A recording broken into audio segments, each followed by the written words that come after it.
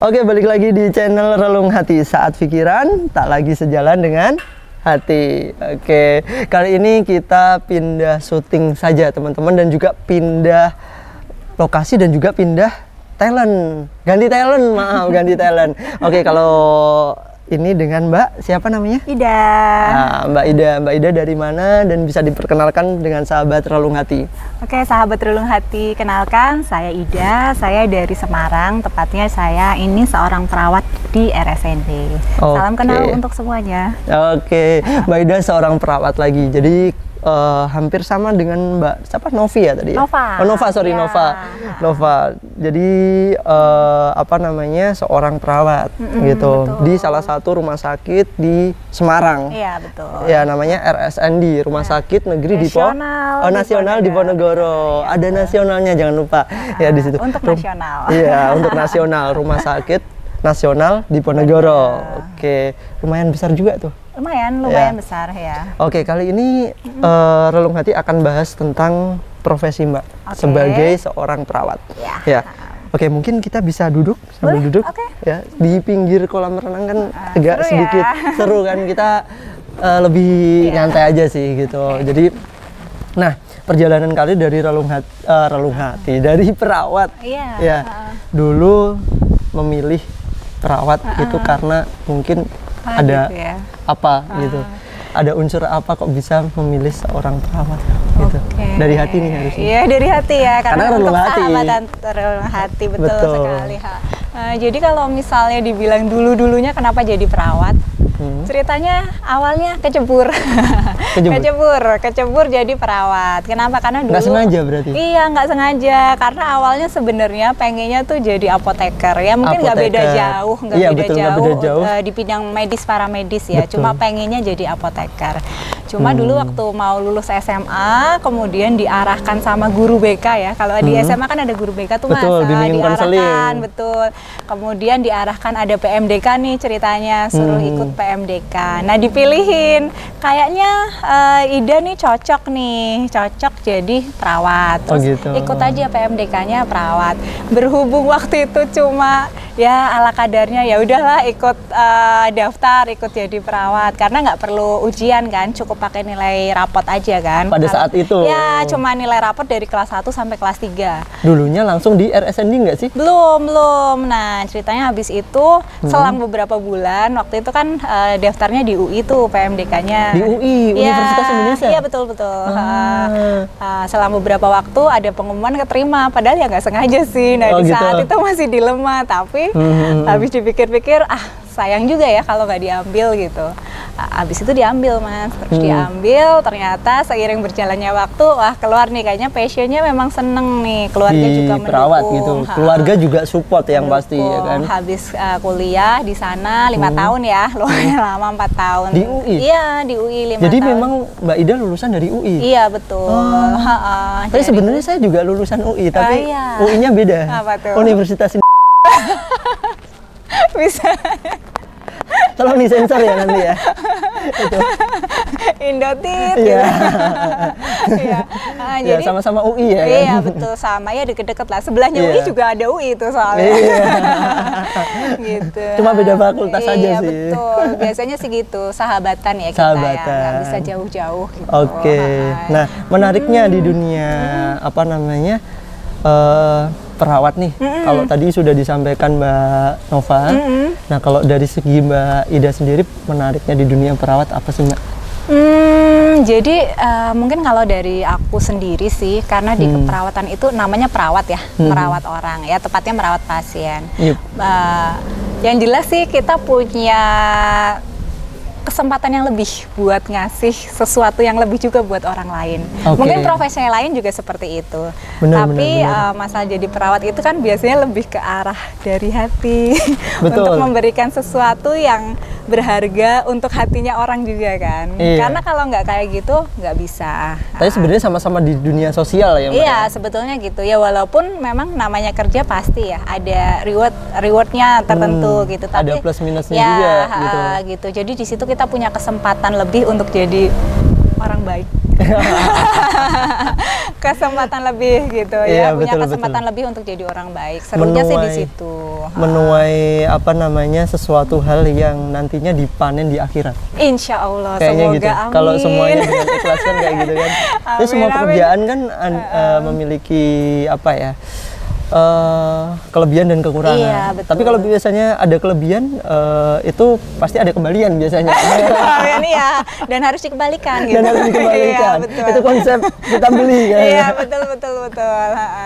Jadi di Relung Hati itu biar nggak sedikit monoton dan apa namanya fokus terus gitu, kita seling dengan bercanda, Mbak. Iya, betul setuju. Oke, plus minusnya tadi kelebihan sama kekurangan di dunia. Bukan kelebihan kekurangan sih, apa yang menjadi mungkin kelebihan dari profesi Mbak yang Mbak rasa, oh aku memilih ini sebagai passionku itu apa sih? Ya, sampai sekarang sih saya belum pernah menyesal ya jadi perawat. Oke. Belum pernah menyesal. Betul. Jangan jadi, pernah menyesal apa yang sudah dilakukan. Iya, betul. Gitu. Jangan menyesal dengan apa yang sudah dipilih. Kemudian yang kedua, jangan pernah menyesal jadi orang baik. Betul. Walaupun gitu kebaikan sih. kadang belum tentu dihargai. Belum tentu dianggap baik oleh orang dianggap lain. Baik. Gitu. Kadang sesuatu hal yang baik belum tentu diterima dengan baik. Iya, biasanya kayak gitu. Bisa juga seperti itu sih, Mas. Kalau misalnya kondisinya kayak gitu ya tergantung kita gimana menanggapi sih itu. Betul. Kita harus sebijak-bijak bagaimana kita bijak untuk menerima sesuatu hal yang sudah kita beri. Iya, betul. Dan itu intinya kan memberi tidak untuk mengharap kembali. Iya aja. Ini cocok banget buat Relung Hati nih, cocok banget. Sudah pinter kayaknya gitu.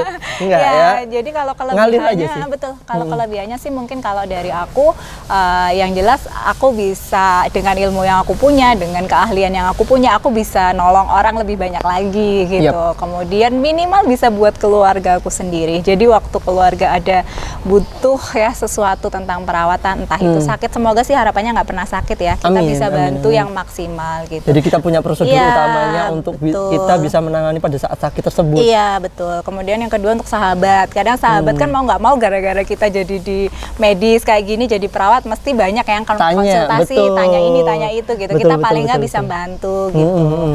Kemudian kalau ketemu pasien nih seru sih karena banyak pengalaman. Jadi kalau jadi perawat itu juga kita tidak hanya belajar tentang penyakit, penanganannya, perawatannya, tapi kita tuh belajarnya itu tentang kehidupan gitu. Karena di situ bisa menilai bagaimana kehidupannya orang-orang, bagaimana kita belajar tentang pengalaman orang-orang itu gitu. Iya, apa namanya kehidupan orang tersebut sampai dengan terjatuh sakit itu kenapa seperti itu. Jadi bisa gitu. Antisipasi dari situ.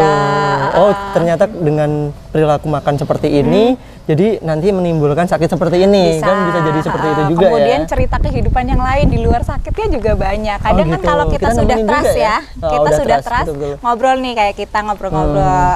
Mas, keluarganya di mana? Anaknya berapa? Anaknya di mana aja? Terus sering ngunjungi enggak? Kayak gitu-gitu. Terus misalnya suaminya atau istrinya gitu. Kita bisa lebih deket sih, interaksinya lebih mengalir gitu. Jadi akhirnya nanti kalau kayak gitu biasanya tidak hanya posisinya sebagai pasien, nanti juga jadi kayak keluarga kita. Nah, gitu. Keluarga kedua di saat kita bekerja. Betul. Kadang kalau berkelanjutan bisa bersambung tuh, bisa bersambung ya. Sambungannya ceritanya banyak nih. Bisa main ke rumah juga. Iya, betul. Kadang tuh ini loh, kadang diundang, ayo Mbak, ditelepon, ayo datang ke rumah. Datang ke rumah, tahu-tahu dikenalin. Gitu. Bisa tuh, cocoknya itu intinya nilai lebihnya ada poin plus-plusnya gitu lah. Betul. Oke, untuk kekurangannya. Bukan kekurangan sih yang menjadi kurang pada saat menjalani profesi di apa namanya paramedis khususnya perawat ini sebenarnya apa sih? Ataukah waktu yang berkurang? Jadi kalau misalnya jadi perawat kan itu harus stay 24 jam ya. 24 jam tuh enggak stay 24 jam tuh jam 7 pagi sampai jam 7 pagi lagi tuh enggak. Cuma kan dia dibagi 3 shift. Pagi, siang dan malam. Nah, nanti harus siap sih. Jadi kalau sahabat Relung Hati ada yang mau jadi perawat ya mau nggak mau siap kerja shift. Betul. Gitu. Itu kalau yang terjadwal. Kadang kan kita nggak tahu ya, seperti saya misalnya di ICU, perawat ICU. Itu terkadang kadang ada kondisi pasien kritis harus segera penanganan. Kadang kita nggak mengenal waktu, sama sekali tidak mengenal waktu. Harus standby. Harus nyelamatin nyawa pasien gitu. Terus jadi tetap harus standby kapanpun itu. Iya, ketika butuh bantuan, timnya itu butuh bantuan, kita juga wajib hukumnya bantu tim yang misalnya kesulitan seperti itu. Pada saat kekurangan orang juga. Iya, betul. Gitu, personilnya kurang. Betul. Gitu. Terus siap-siap ketika misalnya tiba-tiba kita lagi ini nih libur, lagi jalan-jalan, udah janjian sama orang, terus dibatalin gara-gara. Mungkin cowoknya atau siapa gitu kan. Gitu. Udah janjian nih hari Sabtu ya pergi kemana gitu. Ternyata ada urgensi. Betul, ada urgensi, terus tiba-tiba langsung berangkat nih ya, batal deh. Dan itu pasti sering terjadi. Betul. Jadi siap-siap. Itu ya komitmen yang harus dijalani ya. Ya sesuatu komitmen kan seperti itu. Suatu komitmen yang harus dijalani dan resiko yang harus dijalani pada saat kita menjalani suatu profesi jadi perawat itu. Betul. Bukan hanya perawat aja tapi dokter pun juga sama. Iya, sama-sama. Kita hampir sama kondisinya kayak gitu. Di dunia medis ya. Iya, betul. Mempengaruhi sektor kayak apa faktor percintaan nggak sih sebenarnya kalau misalkan seperti mungkin itu? Ada, karena kan di dalam hubungan itu harus saling percaya, pengertian, kemudian saling memahami, bener nggak sih? Kalau misalnya pasangannya yang kurang memahami kondisi itu mungkin bete ya, bete udah janjian batal lagi, kemudian udah janjian batal lagi gara-gara pengalaman nih sampai di sekarang nih. Betul. Pernah ngalamin kayak gitu nggak? Pernah beberapa kali. Beberapa kali seperti itu karena kan kebetulan kondisi yang kayak gitu unpredictable ya. Iya. Unpredictable, tiba-tiba sudah janjian entah itu dengan teman, entah itu dengan keluarga atau berarti sampai dengan sekarang saya potong nih. Jadi sampai sekarang belum ada nih cowok yang mengerti seperti itu. Aduh.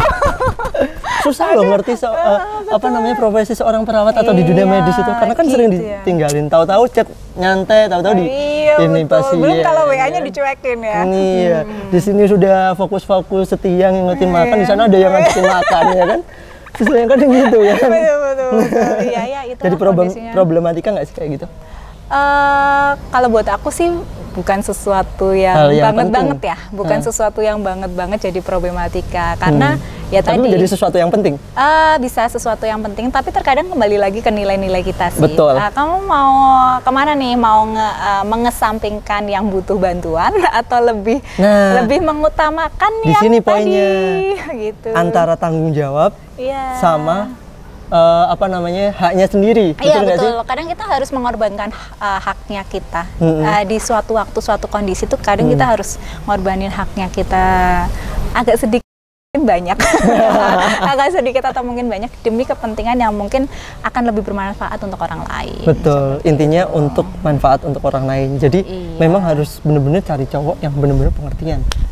Luar biasa. Oke, mungkin kita akan sambung lagi di next segmen, Mbak Ida. Iya, Terima kasih sudah memberikan sedikit banyak info terkait di dunia medis, apalagi ya saya juga baru banyak tahu nih jadinya jadi banyak tahu juga tentang dunia medis seperti itu. Ternyata nggak seindah apa yang kita lihat dengan bajunya yang keren, kerja di rumah sakit yang kayak gitu. Tapi penderitaannya penuh. Tapi gajinya lumayan kan? Ya, intinya kalau masalah gaji kan bagaimana cara kita mensyukuri. Betul. Ya. Kalau misalnya gajinya banyak, nggak bersyukur, nggak bahagia juga. Gajinya cukup. Dan nurutin fashion ya. Iya, betul. Maka akan terus tergulung juga sih kayak gitu. Pendukung. Support. Support betul. Betul. Tapi selama ini orang tua mendukung sangat ya? Mendukung. Kemudian kalau ngelihat ini ya, pasien-pasien itu bisa sembuh, tersenyum dengan ucapan hanya kadang-kadang kan walaupun kita tidak mengharapkan ucapan terima kasih dari pasien atau keluarganya, tapi seringkali mereka akan mengucapkan kan ketika kita memberikan pelayanan yang bagus, tulus gitu. Itu saja sudah membuat sesuatu kepuasan tersendiri yang menjadi tidak sesuatu apresiasi yang tidak ternilai. Iya, betul. Di situ adalah nilai kepuasan tersendiri, lebih tepatnya kayak gitu. Oke, terima kasih Mbak Ida. Kita sambung lagi di segmen berikutnya. Stay tune di Relung Hati, saat pikiran tak lagi sejalan dengan hati. Terima kasih Mbak Ida.